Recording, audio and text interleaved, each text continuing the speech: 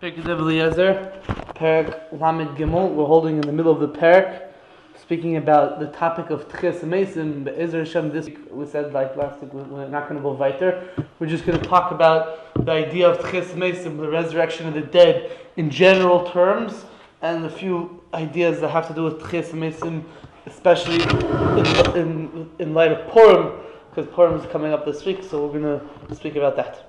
So you can close your Perek if you want. I didn't even bring one. The first idea is what? Stop. Okay. Stop. The first idea is like this. What's the connection over here? The Maral in Tiferes Yisrael in Perek Nun Gimel, the Maral says that the Purim is the Yom Tov of Techiyas HaMeisim. What does that mean? The Purim is the Yom Tov of Techiyas HaMeisim. So the Maral explains, Chazal tell us that Kol ha-moyadim asidin batal chutz Purim. All the Yom Tovim in the future are going to be rendered obsolete except for Purim. And then it says, Yesham also Yom Kippur. So Purim and maybe Yom Kippur are the exception, are the only ones that are going to remain, the only Yom Tovim that are going to remain lost and lovely at some point in the future. That's what the Chazal tell us. So the Maral says, what's so special about Purim and Yom Kippur that they're the only ones that are going to remain? So Maral explains like this. Also, in the future, what's going to happen is that when Mashiach, so all the people who are dead are going to come back to life. Techiyas HaMeisim. So Maral explains that the idea of Techiyas HaMeisim is something that we can only relate to, let's say nowadays, through the idea of Purim and perhaps Yom Kippur. Those are the only Yom Tovim which relate to the idea of Techiyas HaMeisim. When you talk about, the Maral doesn't speak out this point, but like when you talk about the other Yom Tovim, Pesach, Shul, Sukkot, which represent, going out of Mitzrayim, or represent, Kabbalah Torah. So those things, we could already feel those ideas sort of in our world over here where we are now. But the idea of Techiyas HaMeisim is going to be especially brought out by the idea of Purim, by the concept of Purim. Where do we see that? The idea of Techiyas HaMeisim, as we said, is if someone is dead, he's gone, he's not alive anymore.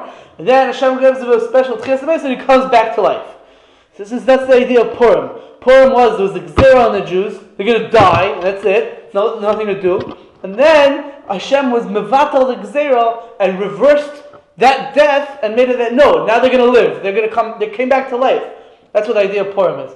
And it's the same thing, Yom Kippur on a different level. On, let's say, a more metaphysical, on a spiritual level, the Yom Kippur, a person has a gzeir. Hashem decreed in Rosh Hashanah. This and this is going to happen to the guy. This guy did a virus, he's going to die. Hashem is killing this guy this year. That's a gzeir. And then Yom Kippur comes and he gets atoned for his virus. Does tshuva, he gets atonement, and the virus gets cleaned. And then that gzeir that said he's going to die is overturned, and now it's like as if he came back to life. So that's why Purim and Yom Kippur have to do with Techiyas HaMeisim. That's what the Maral explains in Tiferes Yisrael, Perek Nun Gimel, to explain the idea of Techiyas HaMeisim, and he says that's kashur in specific to the Yom Tov of Purim. Now, and then we're going to speak about a few different general ideas about Techiyas HaMeisim. As I mentioned last week, the Mabit in the Sefer Beis Elikim, the Mabit is Moshe ben Yosef of Trani. He lived in Tzfas in the same time as the Beis Yosef, as the author of the Shulchan Aruch. And they argued with each other and stuff. So he's on that level, he used to sit on the Beis Din in Tzfas. He was actually the head of the Beis Din in Tzfas after Rav Yosef Karo, the author of the Shulchan Aruch, died. So he was there for 5 years after the Shulchan Aruch died. He was the one who took over. So he has a few svarim. Chalas Teshuvos Mabit. He wrote Chalas Teshuvos, and he wrote a sefer called Kiryas Sefer, which is on the Rambam, on the whole Rambam. He wrote Kiryas Sefer, and he wrote, what else did he write? He wrote a Pirush on Perek Shira. He wrote a sefer called Basically, which is more or less, it has 3 sections. One is about tshuva, one is about tefillah, and the third section is about the 13 ikarim of the Rambam. And he goes in great detail and discusses all these ikarim, brings proofs and questions and answers, and explains it better, etc. So it's called Shara Yisodis in Beis Elikim. So the Beis Elikim Shara Yisodis, more or less from Perek Nun Dalid, maybe Nun Gimel. Perek Nun Gimel, all the way to Perek Samach Beis, the Mabit speaks all about Techiyas HaMeisim and different ideas about Techiyas HaMeisim. So we'll take out a few of his ideas. One of them is like this. The Mabit in Shar Yisodis in Perek Nun Hey says a Chiddush. I'll read it out to you. Towards the end of the Perek, in Perek Nun Hey, he says, Uva Pirish Tehillim, and it's written in a certain commentary on Tehillim, Kosov al Derech Kabbalah, which is written al Pi Kabbalah. Al Dov Kol Afer Nafshi Chayani Kidvarachal. It's a pasuk in Tehillim. So actually, we know what this Pirish is. It's called Kafak Teres. It's a Kabbalistic commentary to Tehillim, which exists in manuscript form. It was never printed. They have it in the manuscript of it exists in the library in Paris. So it says, so the Mabit is quoting this commentary, and he says, "Kiseder hatchia, the order of the resurrection of Techiyas HaMeisim, tihya beseder oises ha'alpha beta." It's going to be in the order of the aleph base. Mi sheshmoi maschil ba'aleph yichya tchila. Whoever's name starts with the aleph, he's going to come back to life first. V'im kein adam rishon yeh rishon. Therefore, Adam Rishon is going to be the first person to come out. Uven Avraham rishon la'avis, and Avraham is going to be the first of the avis. It says in each generation that's going to come back to life, that's how it's going to be, but not one generation before the other. So basically, the Mabit is saying a chiddush that the way that Techiyas HaMeisim is going to be is it's going to be in alphabetical order. If your name starts with the aleph, so first everyone, like when they're boarding the airplane or something, right? So for everyone whose last name starts with the aleph, you go first. And then everyone whose last name starts with the beis, then you go first, etc., etc., etc. Right? So he says, the Mabit says that the order of Techiyas HaMeisim is going to be in alphabetical order from your name. That's one chiddush. Then he says another chiddush is that maybe the way it's going to work is that Hashem is going to do it in terms of generations. Like, let's say the first generation of humans, okay? So then they're going to come Techiyas HaMeisim in alphabetical order. Then the second generation, alphabetical order. Third generation, alphabetical order. But not that one person, a guy named Avram, who lived 500 years before somebody named Tzaddik, right? 500 years after someone named Tzaddik. So the guy named Tzaddik is going to come back first, even though he starts with a Tzaddik. And then Avram, even though he starts with the Aleph, because he lived 500 years later, it's a different generation. So it's going to go first by generations, and then by alphabetical order. That's a chiddush that the Mabit says about Techiyas HaMeisim. It says, how long does it take to go from Aleph to top, to Rasag? We don't know how long it's going to be, let's say, between each act of Techiyas HaMeisim or something like that. I don't know. But he's saying that there's going to be some sort of order. I might say, I found that the Yad Ramah in Mesechus Sanhedrin, of Tzadik Beis and Aleph, he writes that no, the order of Techiyas HaMeisim is going to go al pi, how many merits do you have, how much schus do you have. So the person who's like the biggest tzaddikim are going to come back to life first, and then the people who are a little bit less, then a little bit less, a little bit less, a little bit less. And it doesn't matter what your name is, and it doesn't have to do with aleph base. But the Mabit says it has to do with aleph base. And there's a Gishmak of Vart from the Aptarov, the Oyev Yisrael, based on this. He doesn't quote the Mabit, but he means that he's referring to this idea from the Mabit.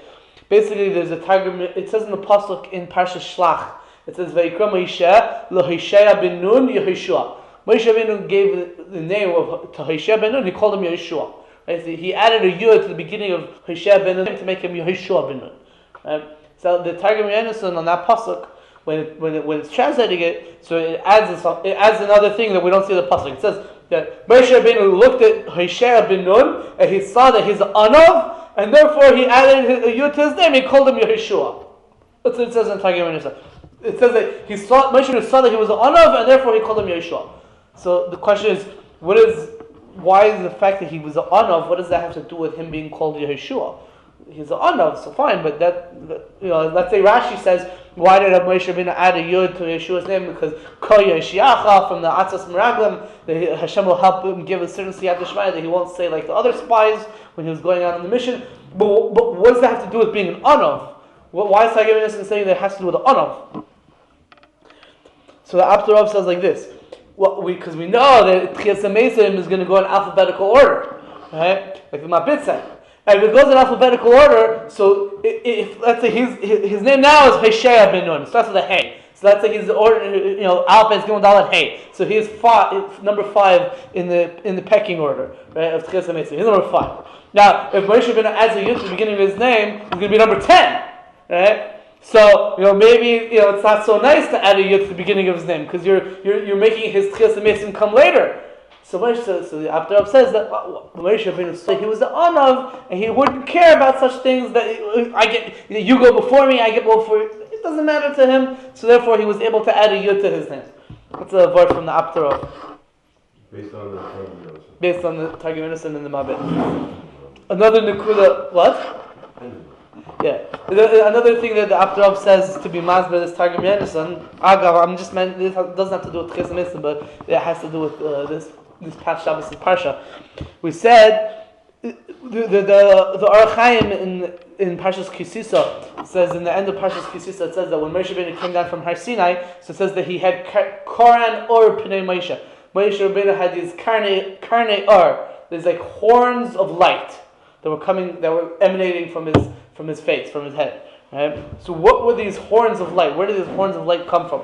So Orach Chaim, famous Orach Chaim in Parshas Kisisa says a vart that when Moshe Rabbeinu was writing the Sefer Torah in Shemayim, so Hashem gave him exactly the amount of ink of diya he needed to write the entire Sefer Torah.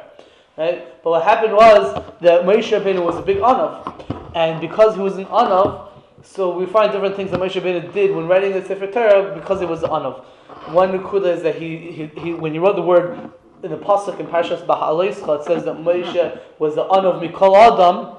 Right? So the word Anav, he took out the Yud. Anav was supposed to be spelled Ayin Nun Yud Vav. Moshe Rabbeinu spelled it Ayin Nun Vav. He took out the Yud of the word Anav. Why did Moshe Rabbeinu take out the Yud from the word Anav? Because it was Anav. He didn't want to write that he was Anav because it was Anav. So he took out the Yud. Right? Another word that they say, the Baal Purim says at the beginning of Parshas Vayikra, that because Moshe Rabbeinu was the Anav, so when it says Vayikra El Moshe, the beginning of Vayikra, so Moshe Rabbeinu didn't want to write the word Vayikra straight out, because then it would be like, Hashem's calling to Moshe. He was too big of an Anav to let that be. So instead he wrote the word, the Aleph little. He wrote it smaller. Right? So because of these different things, so the Orach Chaim says that there was extra ink from the ink that Hashem gave Moshe Rabbeinu to write the Sefer Torah. Because there was a little aleph, or there was the missing yud in the word anav. Right? So there was extra ink. So what happened to that ink? So the Orach Chaim says that HaKadosh Baruch Hu took that ink and smeared it on his forehead, and from that's where the Karnei Hoid came from. The rays of light that came from Moshe Rabbeinu's face came because of that extra ink that Hashem smeared on him that was left over because he was an Anav. That's what the Orach Chaim says. So based on that, the Abdurrahman wants to explain that in Parshas Pinchas, when Hashem tells Moshe Rabbeinu to pick Yehoshua as his successor, so it says in the pasuk, put from your splendor, from your glory onto Yehoshua. So what's that mehaydcha? So the Abdurrahman says that it's talking about those karnei hoid, the rays of light that came from Moshe Rabbeinu. That where did those rays of light come from? So he said it comes from that yud of the word anav that Moshe Rabbeinu didn't write. It came from and so that's the karnei hoid of Moshe Rabbeinu, from that yud. So Hashem is saying, give from your hoid onto Yehoshua, means to give him an extra yud. Take that yud and give it to Yehoshua. So that's why Moshe Rabbeinu gave Yehoshua, it says, he added a yud to the beginning of his name, because he saw that he was the Anav. That's what the Targum said, right? He said that he saw he was the Anav, so he added a yud. So that yud was the yud that Moshe Rabbeinu left over from the word Anav, that he didn't write because he himself was an Anav, so therefore he gave it over to Yehoshua. Hashem told him to give over the Hayt to Yehoshua. And that's another part from the Abdurrahman on why he only called him Yehoshua, because he saw he was an Anav. Right, I got. Okay, another Nekuda is like this. The Mabit in Perek Nun Gimel, when he's talking about Techiyas HaMeisim, so he speaks about 3 reasons why the idea of Techiyas HaMeisim exists. So Mabit says 3 reasons. He says the first reason is because it gives a person a chance to fulfill the mitzvahs that he wouldn't have been able to do in his lifetime. person, the way the world works, you can't do everything, even whatever you want to do, you're not able to fulfill it. So then, before a person dies, right, so then it doesn't work out. But Hashem wants to give a person a chance to do what he wanted to do. So therefore, even after he died, he comes back to life, and that way he could be Mekayim those mitzvahs that he wasn't able to do. That's one reason behind Techiyas HaMeisim. The second reason the Mabit says is because he says like this: the original plan was that man was supposed to live. He says it in two different ways. It's either forever or for 1,000 years. But because the Chet of Adam Rishon, like we spoke about earlier in Parak, whatever, Tes Zayin, Yud Zayin, something like that, Yud Zayin, Yud Ches, by the Chet of Adam Rishon, so people's lives were taken away, and they're not able to live for that long, 1,000 years or forever or whatever anymore. But as we know, B'Yemei Mashiach, the Chet of Adam Rishon is going to be fixed. So because the Chet of Adam Rishon is going to be fixed, so it's going to go back to the way it was originally. So therefore, people who die, they're going to lose out. So Hashem said, no, we'll bring them back to life, and then they'll be able to live out those extra years that really the people deserve to live if it wasn't for the Chet of Adam Rishon. So that's the second reason of Techiyas HaMeisim. And the third reason the Mabit says is a sugya. We know that in this world, so a person has a neshama and a guf, right? And the neshama and the guf together is the person's life in this world, right? Now, the mitzvahs that a person does are really a combination of his neshama and guf working together, right? The neshama is sort of the one that made the decision, to give this piece of tzedakah, and the hand is the one that actually handed it over to the poor man. Right? The idea of Olam Haba is that the neshama is going to be nena meziv shechina. It's going to go back to Hashem and get certain hana from being close to its makar. That's the idea of Olam Haba. So the neshama is going to get its reward in Olam Haba when it gets close to Hashem, and that's its reward.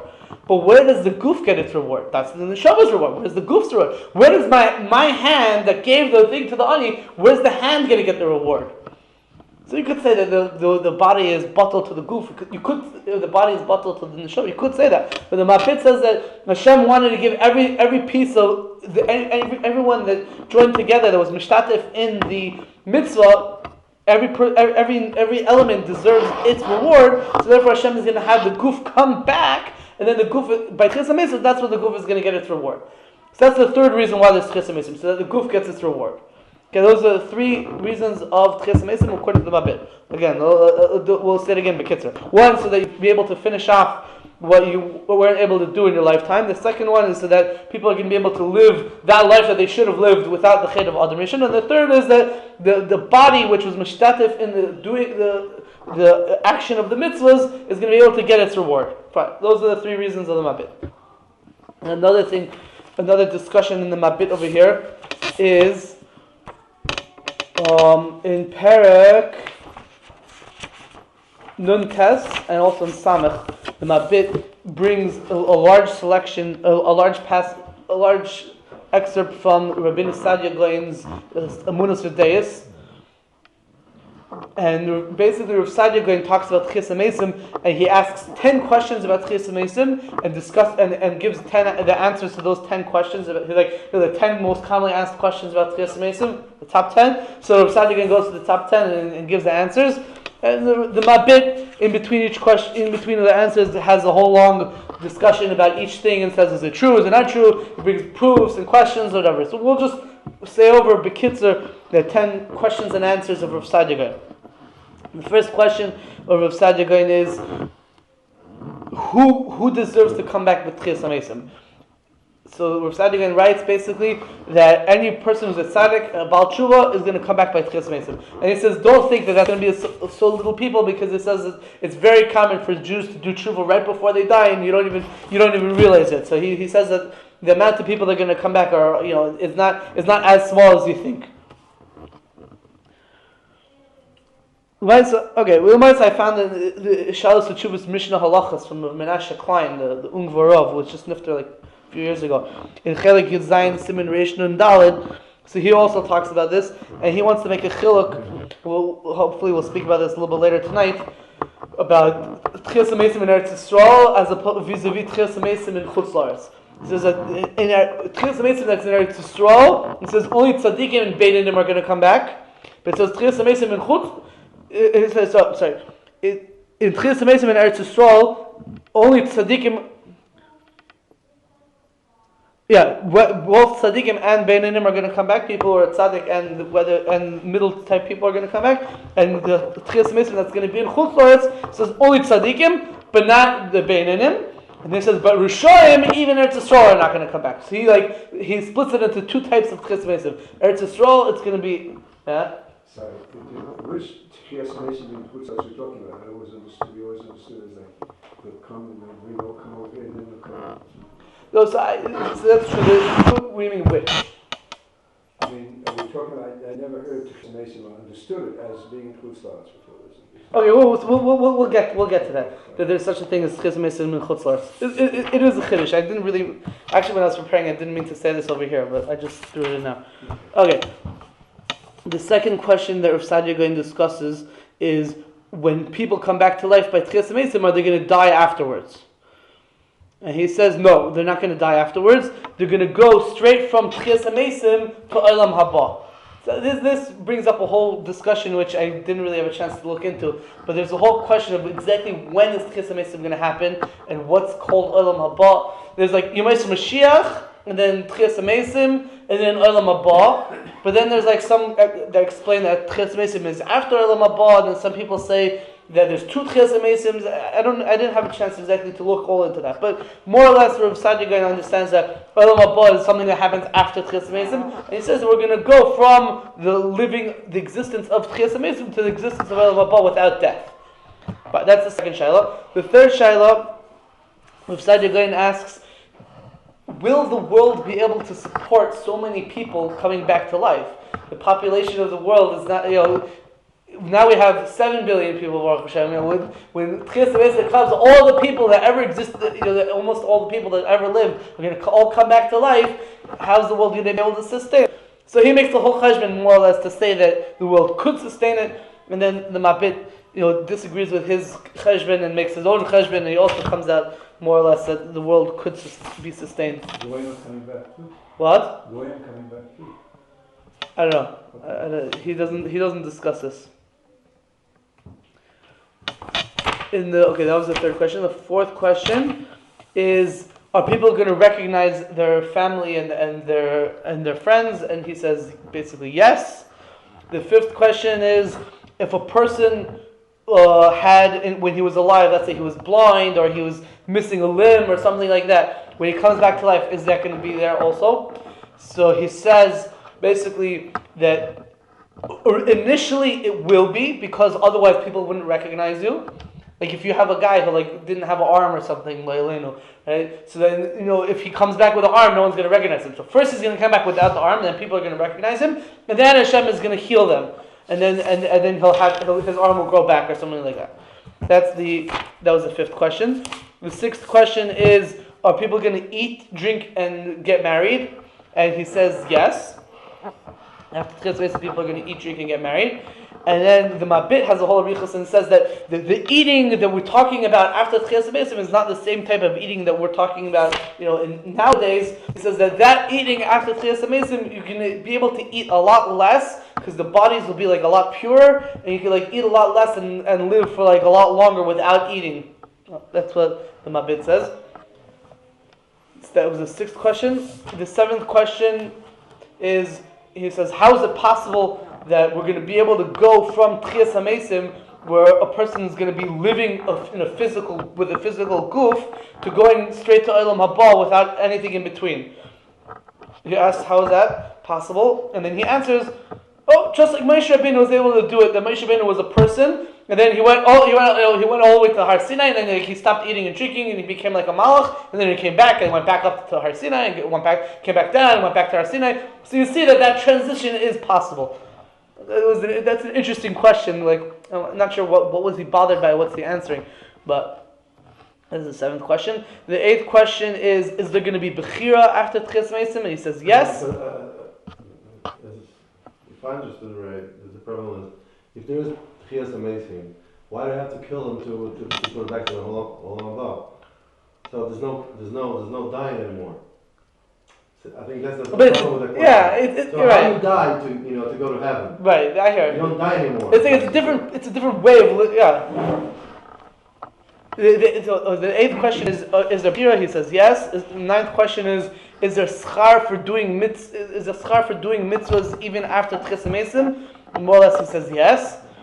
And then the 10th question he asks is those people that are already alive at the time the Mashiach comes, when there's going to be Techiyas HaMeisim, what's going to happen to them? So Rav Zeira again says there's three explanations to this. Three answers. He says some say that those people are never going to die b'chlal, they'll just like live forever or whatever. Others say that they're gonna like die and then they come back to life, I guess instantly.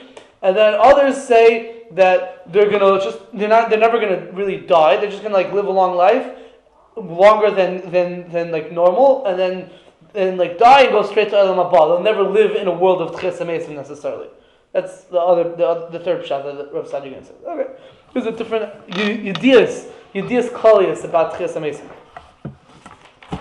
Okay, so Rabbi Felder, I'm going to speak about Rabbi Felder's question that he asked last week after the shir. We'll set it up in a little bit complicated way. Oh, I forgot to bring in Gemara. Okay, whatever. The Gemara in the Mabit in Perek Nun Ches, he brings different proofs and different sources and the Gemaras that sound like this. That basically the idea is that Techiyas HaMeisim is only going to be in Eretz Yisrael and not in Chutz La'aretz. One of them, the biggest raya the Gemara's main proof to the idea of Techiyas HaMeisim, which we'll speak about in a few minutes also, is from the pasuk that says, "Unasata mimenu trumas Hashem la'Aaron HaKohen." It says you're going to give truma to Aaron HaKohen. And the problem is that Aaron HaKohen died before they came into Eretz Yisrael. So that was before there was such an idea of truma. So what do you mean you're going to give truma to Aaron HaKohen? Aaron HaKohen, there is no Aaron HaKohen anymore. Like Pashup Pshat means you give it to Aaron HaKohen's descendants, who are Kahanim. But the Gemara says that this is a reference to the idea of Techiyas HaMeisim, that in the future you're going to give truma to Aaron HaKohen himself. So he says that that's only in Eretz Yisrael, because truma is only in Eretz Yisrael. He brings other such proofs like this. What's another one that says in the pasuk? Okay, whatever. He brings a whole bunch of proofs to the idea that Techiyas HaMeisim is only in Eretz Yisrael, not in Chutz La'aretz. However, in Perek Nun Hey, earlier than this, Mabit says a chiddush. He says that the Jews who died in the Midbar, the 40 years in the Midbar, so it says that they're going to come back to life in the place that they were buried. They were buried in the Midbar outside of Eretz Yisrael. It says they're going to come back to life by Techiyas HaMeisim in their place in the Midbar. So Mabit says why? Because we said before that one of the reasons of Techiyas HaMeisim is to give a person a chance to do those mitzvahs that he wasn't able to do in his lifetime.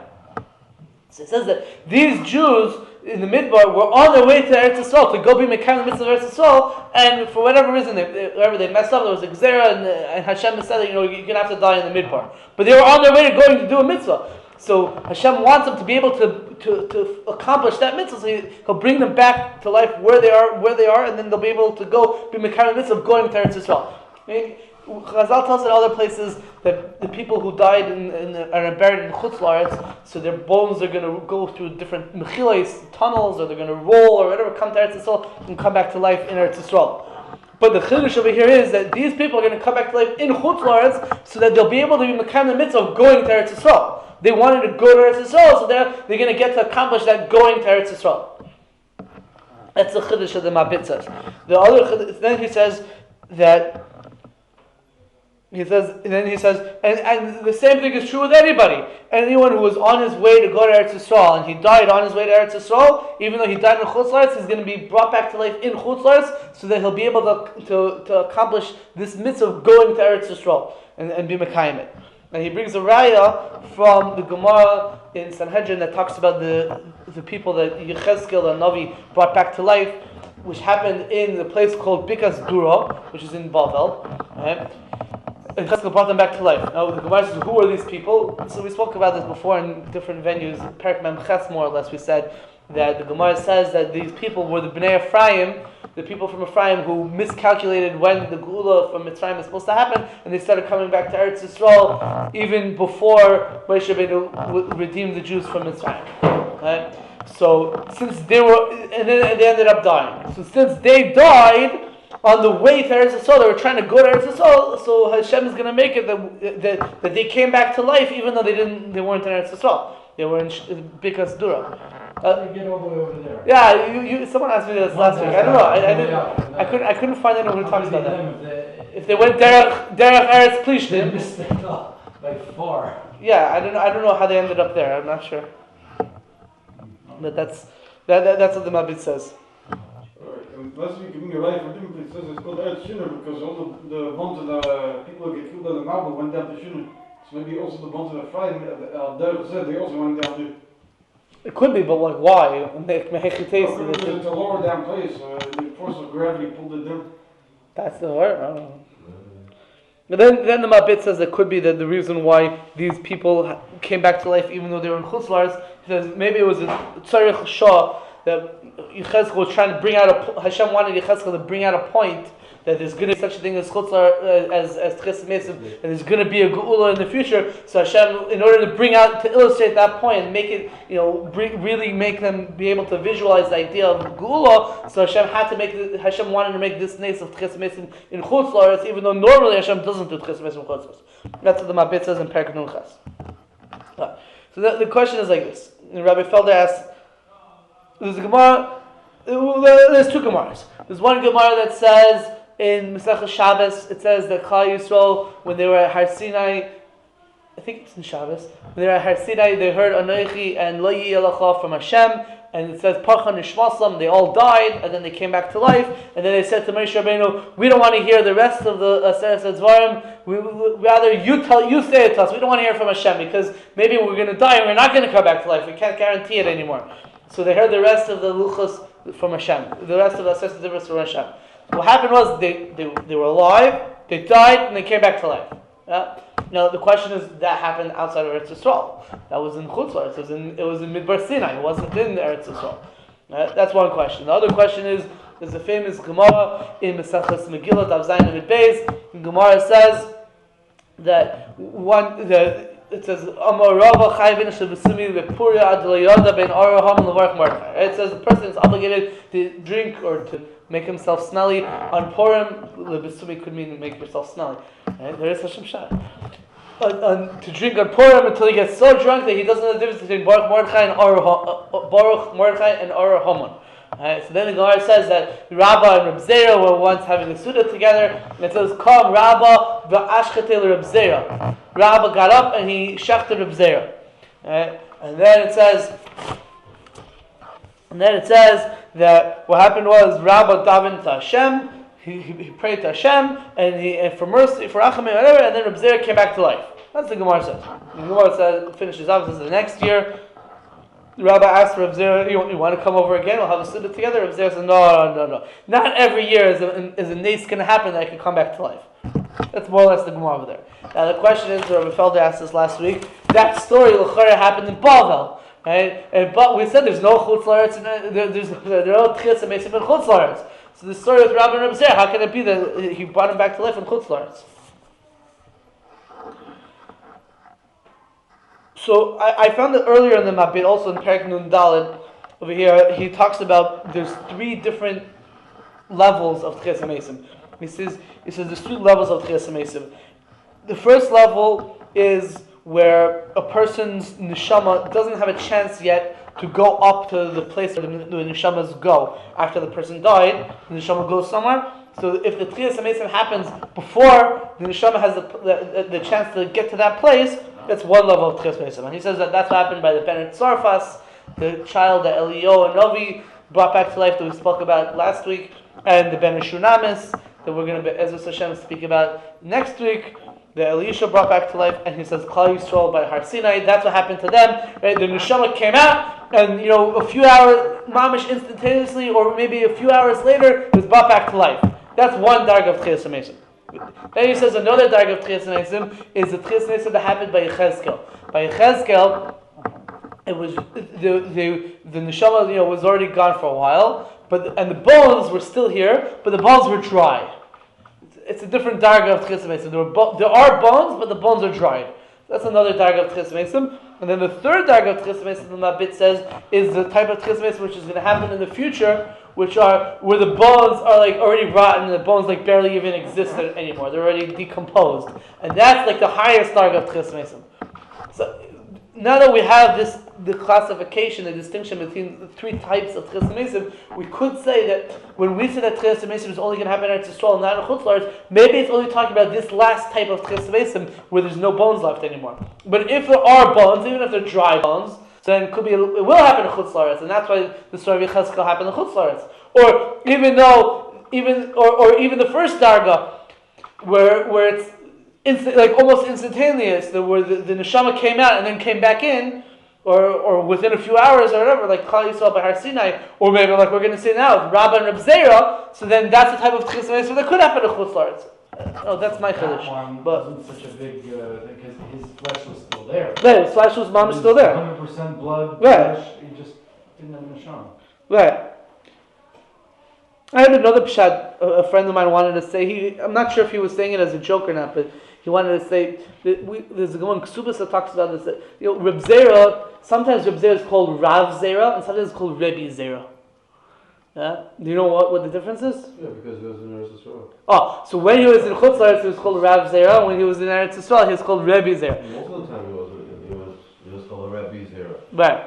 Because when he went to Eretz Yisrael, he got smicha in Eretz Yisrael. So from then on, he was called Rebbe Zeira. So it could be that this story with Rabbah and Rav Zeira happened before he got his smicha in Eretz Yisrael, and maybe he was already on his way to go to Eretz Yisrael. He had his plans or whatever. So because he was on his way to go to Eretz Yisrael, so then he could have his Techiyas HaMeisim even though he's in Chutz La'aretz. It's just like the Mabit said by the Dora Midbar that because they were on their way to Eretz Yisrael, so they were zeicha to have, they're going to be zeicha to have Techiyas HaMeisim even though they're in Chutz La'aretz.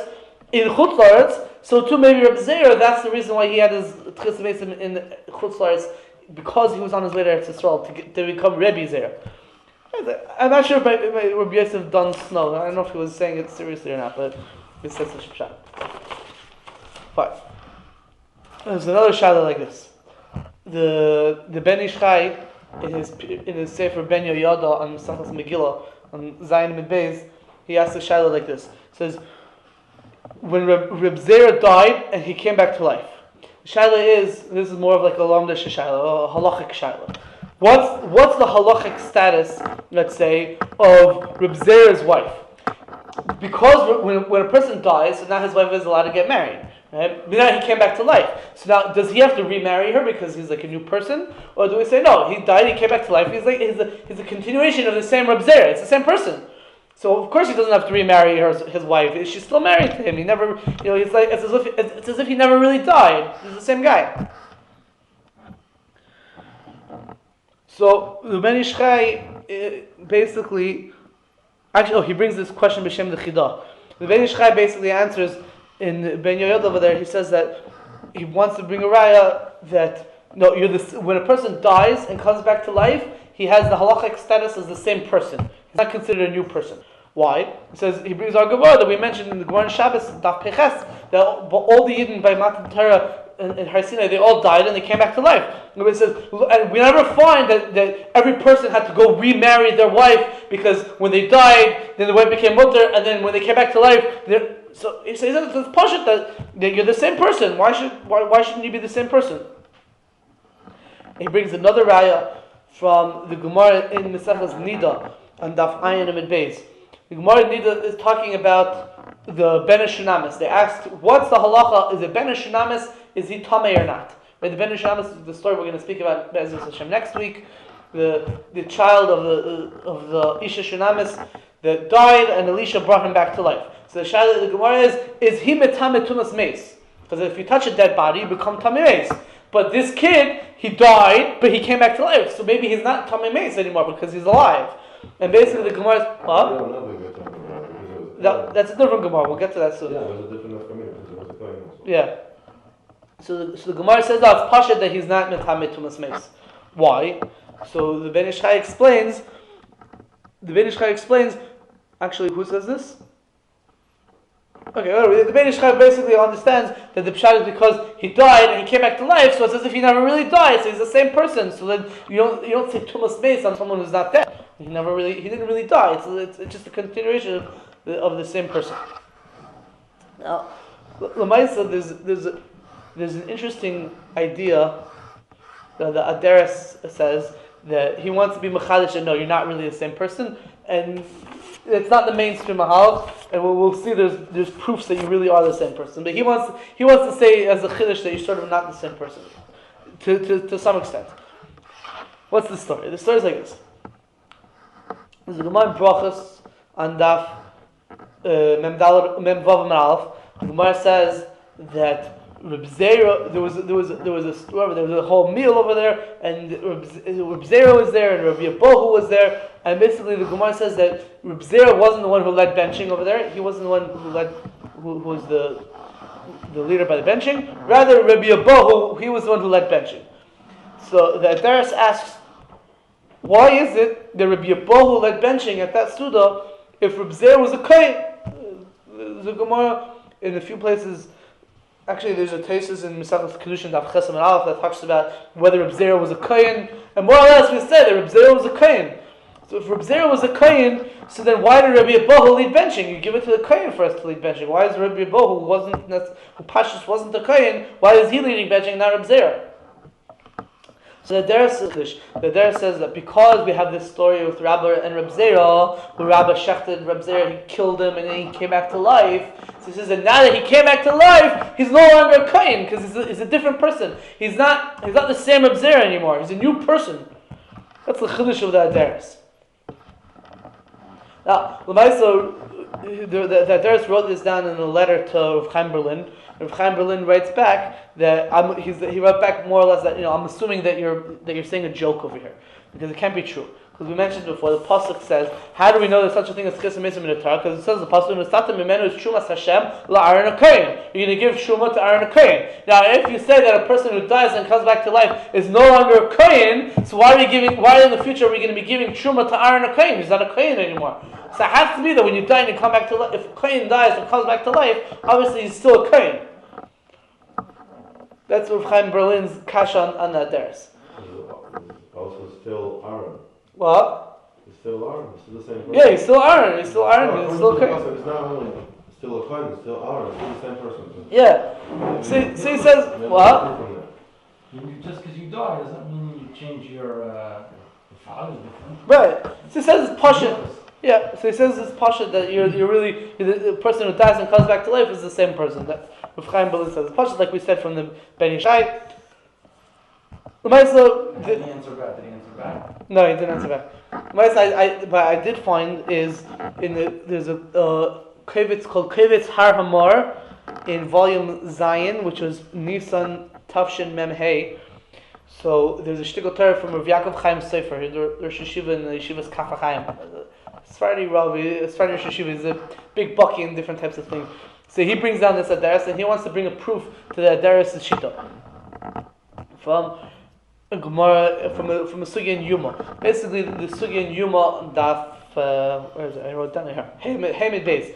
There's a pasuk in this week's parsha, Parshas Tzav, which says that by the Miluyim you have to.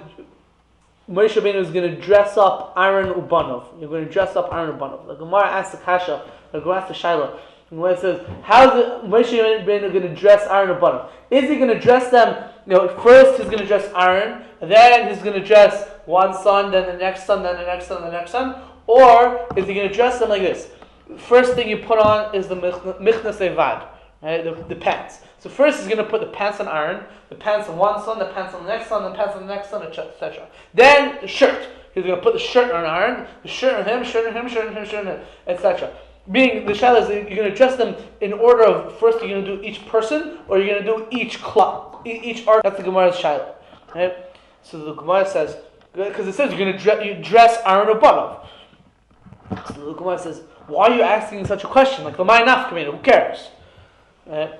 So the Ramban in Sefer Mitzvos, in Sherish Gimel, in Sefer Mitzvos, the Ramban says that what's the nafkamin of the Gemara's question? It says the nafkamin is that in the future, when Aaron and Banav are going to come back to life after Techiyas HaMeisim, there's going to be a nafkamin. How are we going to do the miluyim? How are we going to make them into a kohen? We have to dress Aaron and Banav, so we're going to do it in the order of the person, and we're going to do it in order of the article of clothing. That's what the Ramban says. So what Rav Yaakov Chaim Sefer Shlita says from this Ramban is you see that a person who dies and comes back to life is no longer the same person. Because why would Aaron Ubanov need to do Miluyim over again? They already got it in the time of the Midbar. Right? So why would they have to do it again? Elamai, you're a new person. He wanted to bring a riot to that there. I found in Rav Menashe Klein in his Sefer Shal Shuvas Mishnah Halachas Chelek Yud Zayin Siman Reish Nun Gimel, he brings this proof. He says it's not a proof because we don't see from that Gemara that you lose the status of a kohen. You just see that we're going to need to do again the miluyim. I mean, like you can say, like there's a halachic din that you need to do miluyim over again, but that doesn't mean that he's no longer kohen. In fact, I mean, you would have to say something like that because if he's not a kohen, then you can't do miluyim anyways. So it's still a kohen because he's going to get truma. Yeah. So that was from Chaim Berlin's question from that Gemara. So it's push. I mean, it's Kimat Pashit that a person dies, comes back to life is more or less it's Pashit that he's the same person. So there's another braya that they bring. I saw this in the Sefer. I didn't write where I saw this. I wrote it down from Rav David Horowitz from Strasbourg, France. The name of his Sefer is Betzel Chachma, I believe. I think that's where I saw this. The Gemara we mentioned last week about Eliyahu, the Rabbah bar Avuya, the Gemara in Bav Metzia, Kuf Yadalet says the Rabbah bar Avuya bumped into Eliyahu HaNavi in a Goyish basic forest in a Goyish cemetery, and he says to him, after a discussion, he says to him, "Aren't you a kohen? What are you doing in the basic forest?" So Eliyahu HaNavi says to him, I hold like Rav Shimon Bar Yochai that a goy is not tamei, etc. Right? So the question is, let's try to figure out who is Eliyahu HaNavi. Eliyahu HaNavi was the person who, let's say, okay, we said Eliyahu HaNavi is Pinchas, so he's a kohen, right? He's a kohen, fine. But the what happened to Eliyahu HaNavi was that he died. He came back, more or less, he died and he came back to life. Psukim in Sefer Malachim say that he went up to Shemayim in a fire or whatever. That more or less means he died, right? So if he died and he came back to life, so then he should be a new person, right? So what's the problem with him being in Beis HaKadosh? He's a new person. Elamai, you see that if a person a kohen dies and he comes back to life, he's still a kohen, and you could still expect that he's not going to be in a Beis HaKadosh. Right? Elamai, so what I just said before, that the way we look at Eliyahu HaNavi is that he's like a person who died and he came back to life. That's not necessarily so pashut of how to look exactly at what happened to Eliyahu HaNavi. There is a famous Trumas Hadeshin. The Trumas Hadeshin writes that what's the status of the wife of Eliyahu HaNavi? Eliyahu HaNavi went up to Shemayim in a fire, right? Now, does that mean that he's dead and his wife's allowed to get married? Yeah. So the Trumas Hadeshin says that yes, he's considered dead and his wife is allowed to get married. The Mefarshim ask about this different things. That from our Gemara it sounds like he didn't really die. So maybe basically Rav Elchanan Wasserman in Kevis Shiram Chelik Beis Siman Chav Ches and Rav Shlomo Kluger in Chachma Shlema and Even Ezra Siman Yud Zayin, they basically bring the Gemara in Bava and they ask from it that how can we say that Eliyahu HaNavi is considered dead if the Gemara is assuming that he's not supposed to be in a basic forest. So that sounds like he's still alive. Okay, so they obviously didn't understand that if a person dies and comes back to life, he has the status of the same person. They didn't entertain that possibility. They obviously, he was either always alive or he's considered dead and then he's completely put up on mitzvahs. Why doesn't it have to be alive? It could be, No, because if you're dead, then Meisach is nasa chavshim in the mitzvahs. So you don't have to keep mitzvahs at b'chla if you're dead. We're talking about mitzvahs, talking about tumah. Tumah is a mitzvah. The fact that a kohen is not allowed to become tamei, right? That's the isser. It's one of the 613 commandments, right? Otherwise, fine. Who cares, right? Otherwise, the be'er heitev. The Be'er Hetiv in Even Ezra Siman Yud Zayin says like the halacha that if a person dies and comes back to life, so it's considered like he was alive the entire time and he has the original the same status. You don't have to get remarried, etc.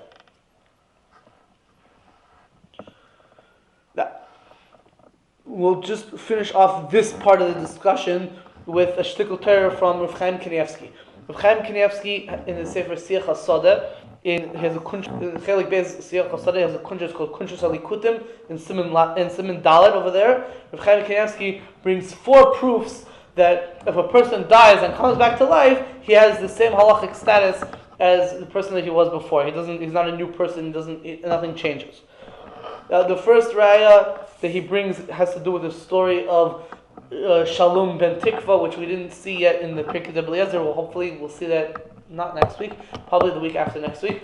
We'll see that story, so we'll skip the first raya. The second raya he brings is from what we spoke about last week. The Eliyahu HaNavi brought back to life the kid, the Bennett Sarfus. Right? And then we said in Pirkei Eliezer that who was this kid? That kid was Yonah ben Amitai, the Navi Yonah. Right? The book of Yonah, right? He's Yonah ben Amitai. Now, the pasuk says about him, that the pasuk in the beginning of Yonah in Treyasar, people make this mistake. People think that the 12 prophets of Treyasar, each one is a separate book. They look at Yonah as its own book, Hosea as its own book, all these different things. It's not true. They're not separate books. It's all one book called Treyasar. You write a Megillah. You want to put Treyasar in the Sefer. You write a whole a whole Megillah of Treyasar. You don't write like just a Megillah Yonah. It doesn't. It's not. It's a Christian thing. It comes from the Christians who broke up the Bible in that way. But really, Treyasar is one Sefer. I know people make this mistake. But whatever, it says in the pasuk, Yonah ben Amitai, Yonah the son of Amitai. Now, if you want to tell me the person who dies and comes back to life loses his familial relationships and he's a new person, so how can it say he's ben Amitai? He's not ben Amitai. He's some new guy named just Yonah. Just Yonah. It's interesting. If you look in Pirkei Eliezer, you could open it up and look back at what we did last week. You'll see that the Medrash says that the kid that Eliyahu HaNavi brought back to life, it says he's Yonah. It doesn't say Yonah ben Amitai. It just says Yonah. But Al Kapanim, the pasuk calls him Yonah ben Amitai, and this was after he came back to life. So you see that the pasuk understands that even though he died and came back to life, he's the same person. That's one raya. That's the second raya of Chaim Kanievsky brings. That's the first one we skipped because it has to do with what we're going to do and we didn't see it. The second raya is from Yonah ben Amitai. I wrote this many years ago, so I wrote down in this footnote, and now I see that it's wrong, but I wrote down that it could be it's not a raya, because maybe you'll say that there's a Gemara in Megillah, Daf Yud Gimel, that says that a person who raises an orphan in his house is as if he gave birth to that person. So you could say that even though Amitai wasn't necessarily the father of Yonah, because when Yonah died and came back to life, so then he loses the status of being this guy's son, but because that guy raised him, so he's looked at as his father. Yeah? Maybe we would say that's the pshat. 1 second. Where's Amitai? Where's Amitai by the time he died? So that's why I wrote this down, but it's wrong. Because we said that the lady that came to Eliyahu HaNavi was an almana. Yeah. She was a widow. So obviously Amitai is gone. He's out of the picture. So you can't say that Amitai is called his father because he raised him. It has to be because he's biologically his father, even though the kid died and came back to life. So Rav Chaim Kanievsky's raya is still a good raya. I spoke to somebody else, a young man named, what's his name? Pesach Feldman. He learns in our Samech. So you know him? Pesach Feldman?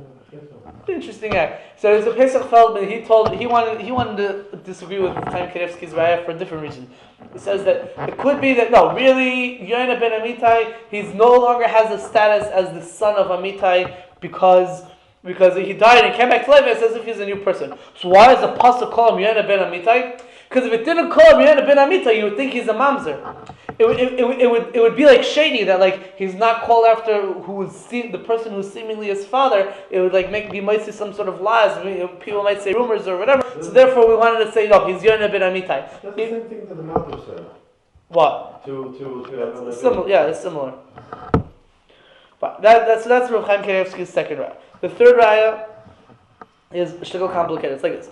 There's a Gemara in Mesachas Rosh Hashanah. Yerushalmi in Rosh Hashanah Perek Beis Halacha Hey. The Yerushalmi in Rosh Hashanah says that Rav Kana, who was a descendant of Eli Kohen. There was a curse on the house of Eli Kohen that they're not going to have a long life. So Rav Kana, who was a descendant of Eli Kohen, he got a special bracha that he should have a long life. Now, there's another story about Rav Kana in the Gemara in Bava Kama in Daf Kuf Yud Zayin. The Gemara says basically that Rav Yechanan he misunderstood something that Rav Kana said when Rav Kana was a bacher or whatever, and Rav Yechanan gave him a bad eye and he killed him. And then Rav Yechanan realized afterwards, I don't remember exactly the story by heart, but he realized afterwards that he made a mistake, and he davened, and Rav Kana came back to life. So he died and he came back to life. Now the shayla is like this. If a person dies and comes back to life, does he have the status of the same person, or doesn't he have the status of the same person? If he has the status of the same person, right? So then, one second.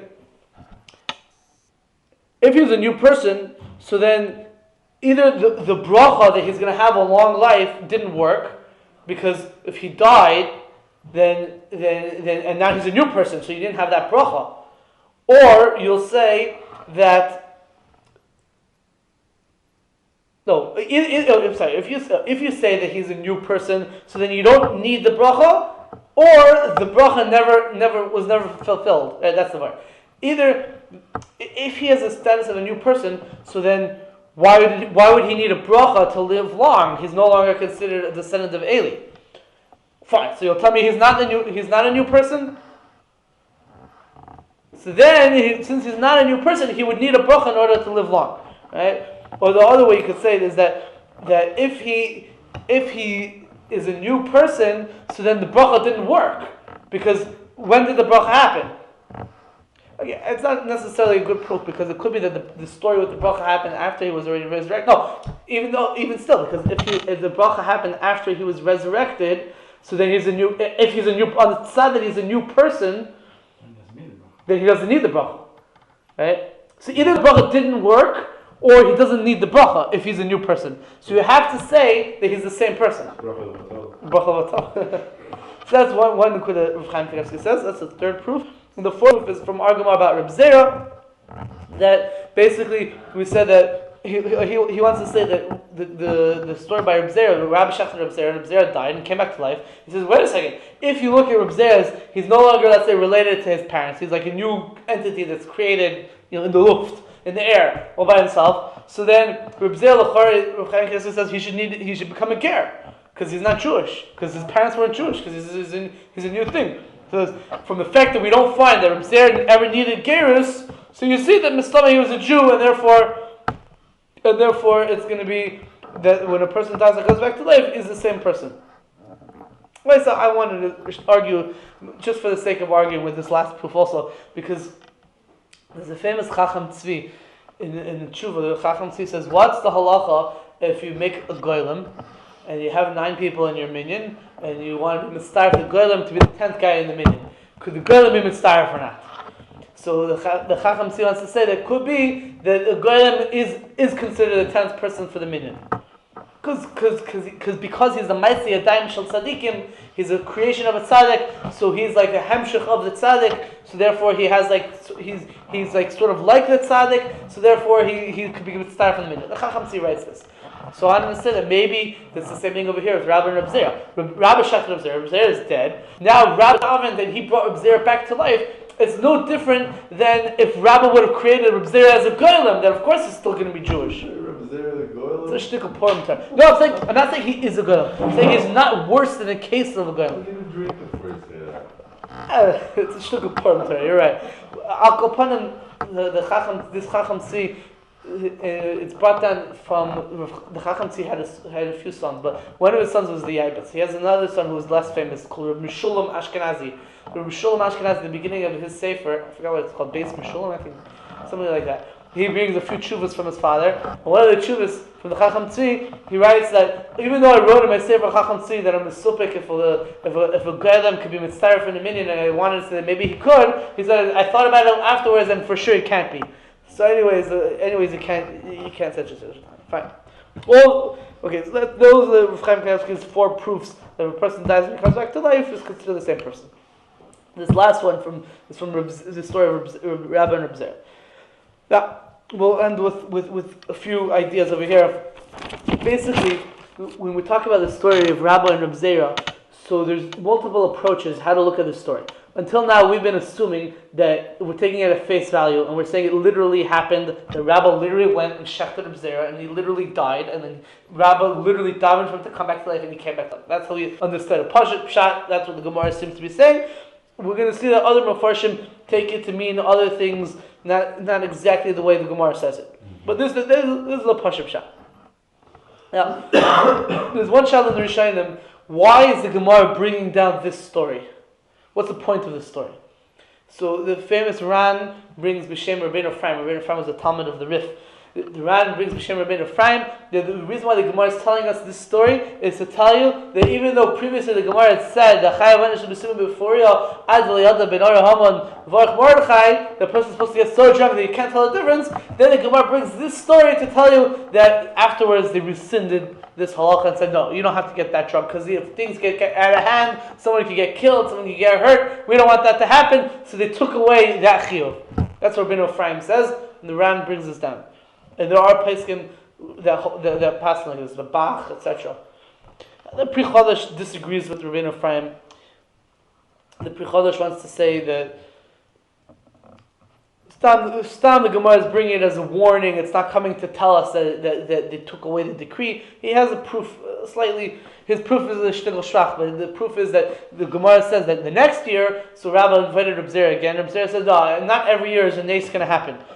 But the Gemara should have said, what do you mean? They already rescinded the obligation to get drunk, so what's the problem? He's not going to get drunk anymore. Elamai, you see that they didn't take it away. That's what the Pri Chodesh says. I found it's not such a strong proof. I just saw this morning actually in a sefer called Pirush of Yosef Misaragosa Al Pera. One of the Talmidim of the Ran is a Pirush of Chumash. Parshas Vayikra, at the end of the parsha, he brings down this Rabbeinu Ephraim. It seems like he goes like Rabbeinu Ephraim, that the Gemara is bringing this story to tell you that he took away the chiyuv of chayv initially b'sumi. But then he says, but still there's you should drink a little bit, and you should be happy, etc. So like even if you're going to hold it, there's no chiyuv of adlo yoda, but there's still a chiyuv of drinking and being happy. That's what the Rav Yosef Misaragosa says. Then I looked. My brother-in-law wrote a little kuntres about the mitzvah of getting drunk on Purim. He wrote a whole kuntres about it 2 years ago called Shtia Kedos. So I looked in his kuntres, and he managed brings down all the opinions. He even brought down this Rav Yosef Misaragosa, which I thought, I'm the only guy who knew about it. But he brought it down also. He actually, in my brother-in-law's sefer, he has a haskama from Rav Moshe Tversky from Harnof, who was killed a year and a half ago, that you guys were just talking about before this year. So this was I think the only haskama he ever gave to something. To my brother-in-law's little kuntres about the mitzvah of getting drunk. So they're obviously taking the story literally. The Chassam Sofer as well takes the story literally, but he says that the problem is only by Rabbah. He says that the Gemara says in Shabbos that Shabbos Daf Kuf Nun Vav Amin Aleph. The Gemara says that Rabbah was born under the zodiacal influence of Madim, of Mars. And because he was born under Mars, so he had a certain inclination, a certain netiya towards blood. Because Mars is associated with blood. I could go into a whole research about that right now, but I don't want to because we're already at the end of this year. But blood, red, Mars, red planet, Edom, etc.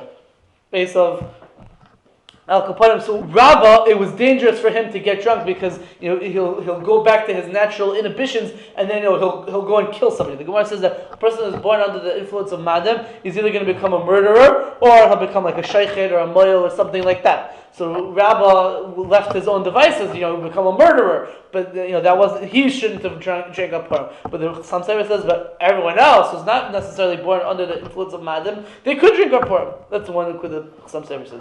There's another shtickle from the Chassam Sofer. This is a very gishmak one. The Chassam Sofer brings, where's this? The Chassam Sofer in the Chulad Daf Ches.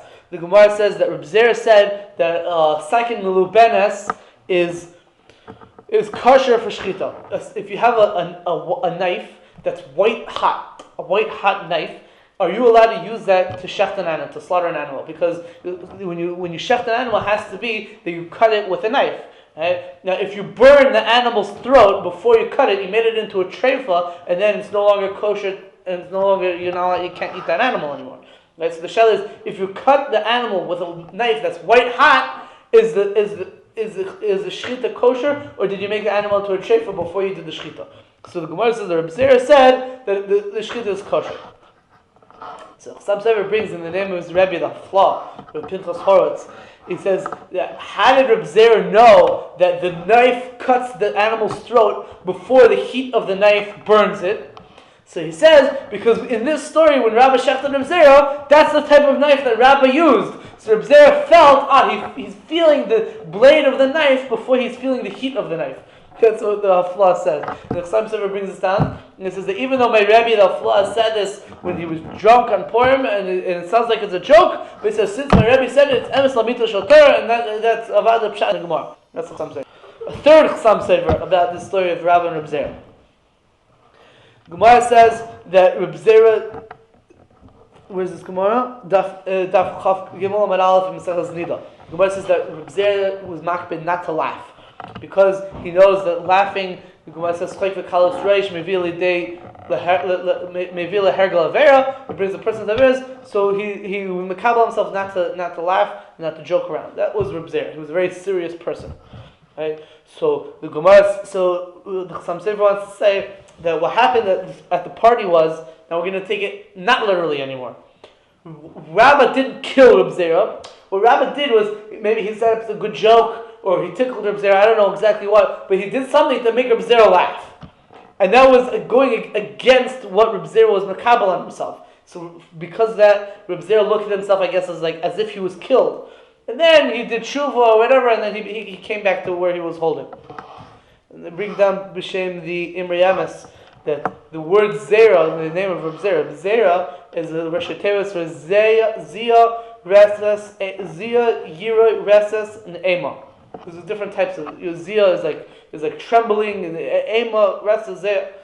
That's the mahus of Rav Zeira, who Rav Zeira was. He was a very serious and intense person, and then Rabbah sort of made it too jokingly, and then he couldn't take that. Marsha also says a similar idea, that it's not that Rabbah literally shechted Rav Zeira, but rather that he made Rav Zeira drink too much wine and he got sick, and Rabbah davened for him to get better.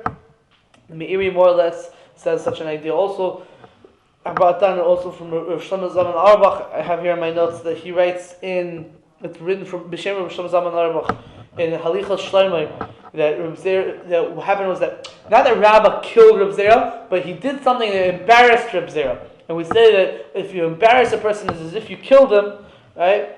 That Mabit chaver kilu shefech domov. It's the Gemara in Bamitzia on Daf Nun Ches and Beis, right? So if he embarrassed him, so that's what the story was talking about. And then Rabbah davened, meaning Rabbah davened for Zeira to forgive him for having embarrassed him. There was other pshatim that Ibn Shuab says that Rav Zeira became so drunk that there was blood coming out, there was wine coming out of his mouth, and it looked like it was blood. And Rav Avram ben Aramam says a similar thing, that Rabbah hit Rav Zeira and he was bleeding, and it looked like he was shechted, but not. There's a lot of these different explanations which they're trying to understand. The idea of what happened with Rabbah and Rav Zeira was not literally that he killed him, but rather something else that was happening over here. We'll just end off with one idea over here that I saw from the Shin of Rav Yechezkel Shaga Halberstam, the son of the Divrei Chaim. He writes Divrei Yechezkel on Purim. He brings b'shem the Yisbach Moshe. And then another idea. The Lashon of the Gemara is Kam Rabbah v'ashchet Rav Zeira. What does it mean, Kam Rabbah? So he's also taking it not literally. So Kam Rabbah means Rabbah got up. What does it mean he got up? It means that Rabbah went up and he ascended high dargas of Ruchnis through Avodas Hashem and Purim. That's what it means, Kam Rabbah. Rabbah went up. He went up in dargas and Ruchnis. And when it says v'ashchet Rav Zeira, so he says that ashchet doesn't always mean shachting, but it could also mean pulling.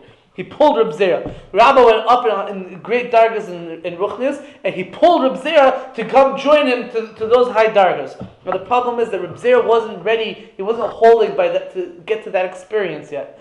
So when Rav Zeira would go up to that level, so what would happen to him is that he would become too into the ruchnias, and then his physical existence would cease to exist, meaning that he would more or less die, right? So that's what happened. Rav Zeira sort of he died because he lost that control of being rooted down in this world. He was just too much into the ruchnias. So then Rabbah daven, and then Rav Zeira was able to come back and it'd be spiritual level. That's the word from the Divrei Chesed. I saw that the Ben Ish Chai also says this in Ben Yoyod B'Shem in the name of anonymous Kabbalists. He doesn't say who they were, but he brings the same shot. And he says, I like that one because it's based on that's a Pshat in the Gemara. Pshat in the Gemara. It's like the diok in the words. It's the Ben Ish Chai adds. He says it's also been taken like this from the end of the Gemara. The end of the Gemara says that so the next year Rabbah invited Rav Zeira over again. Right? So what did Rav Zeira say? He said, no, I can't come because maybe there's not going to be a nace. Maybe you're going to come and kill me again, and next year I'm not going to have it, and this year I'm not going to have a nace like I did last year. Right? So the Ben Ish Chai says, I don't understand. That's what you're worried about? Fine, so go hire bodyguards and make sure that he doesn't kill you again, and then you'll be okay. What's bothering you? Just make sure that he doesn't. So he says, but if the idea is that it was some sort of spiritual experience that Rabbah was involved in, and he pulled Rav Zeira along with him, so a bodyguard is not going to help for that. It's the whole experience of the Suda of being at the table with Rabbah that's what caused Rav Zeira to die. So he says so he brings this as another raya to that idea of the pshat. The Maral also says the similar thing in Chedushei Maral in Megillah Daf Zayin and Beis.